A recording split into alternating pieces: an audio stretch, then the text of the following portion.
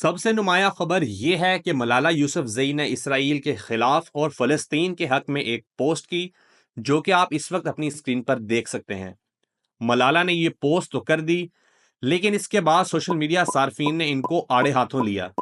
ایک صارف کا کہنا تھا کہ اب کیوں؟ ایک سال پہلے کیوں نہیں؟ کیا اب یہ بات کرنا آپ کے لیے محفوظ تھا؟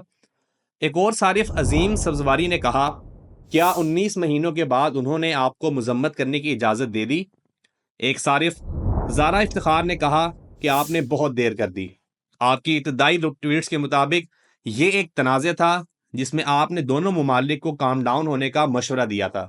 زارا نے ملالہ کو مخاطب کرتے ہوئے کہا کہ یہ تنازع نہیں بلکہ نسل کشی ہے، جس میں ایک ملک مسلسل قتل و غارت کر رہا ہے۔ آپ بس اپنے مغربی آقاؤں کو خوش کرتی رہیں، آپ ایک دن اللہ کو جواب دیں ہوں گی۔ ملالہ کی ٹویٹس پر رپلائی کی نمائندگی کرتے ہوئے ایک خاتون نجات نے کہا کہ آپ کی ٹویٹ پر جوابات اس بات کی عکاسی کرتے ہیں کہ آپ کی ٹویٹ کس قدر امبیرسنگ ہے۔ مزمل شاہ صاحب کے حوالے سے خبر یہ ہے کہ انہوں نے اپنے کلپ میں کہا کہ بچوں کی بس میں دھماکے کے بعد انڈیا نے اپنے مین سٹریم چینل پر بلوچ لبریشن آرمی کے ایک ایکٹیو ممبر باہود بلوچ کو بلا کر اس کا انٹرویو کیا، اور یہ بالکل اسی طرح ہے جیسے میں حافظ سعید کو بلا کر ان کو پہلگام واقعہ پر مبارکباد دوں۔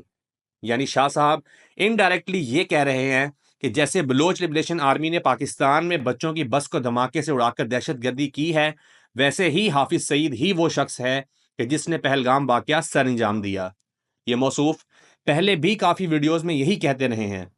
پہلگام واقعہ پر جس طرح ہندوستان شواہد دینے میں ناکام رہا اور صرف الزام تراشی پر چلتا رہا، شاہ صاحب بھی بالکل اسی طرح یہ بات مسلسل باور کروانے کی کوشش کر رہے ہیں کہ پہلگام کے پیچھے ہاتھ ریاست پاکستان کا ہی ہے۔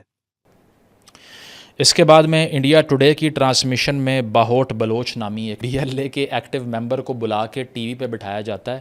اب وہ ویڈیو ریموو کر دی گئی ہے، لنک نہیں ملے گا اس کا آپ کو، لیکن ٹی وی کے اوپر بی ایل اے کے فائٹر کو بٹھا کے اس سے انٹرویو لیا جا رہا ہے۔ یہ اسی طرح ہے کہ پہلگام کے اوپر میں حافظ سعید کو بلاتا اپنے شو کے اوپر ٹی وی پہ اور کہتا کہ آپ نے ہی کیا ہے پہلگام، مجھے پتہ ہے، تو کتنے خوش ہیں باپ؟ پہلا سوال میرا یہ ہوتا، کیا ہوتا اس کے بعد؟ احمد نورانی صاحب کے حوالے سے خبر یہ ہے کہ احمد نورانی صاحب نے اپنی ایک ٹویٹ میں لکھا کہ پاکستان کے پاس کوئی ثبوت نہیں ہے، جبکہ ہندوستان کے پاس تمام شواہد موجود ہیں جو انہوں نے پاکستان کی حدود میں ٹارگٹ اچیو کیے ہیں۔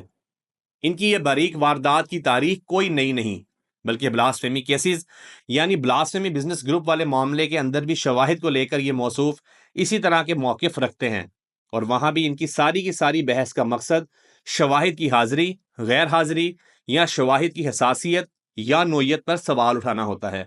یہ اور ان جیسے دوسرے افراد دراصل سلو فیڈنگ میکینزم کے تحت کام کرتے ہیں، کہ جس میں یہ بنیادی طور پر ایک موقف اختیار کرتے ہیں، لیکن اس کی آڑ میں دراصل کچھ اور نقطہ نظر ذہنوں میں داخل کرتے ہیں۔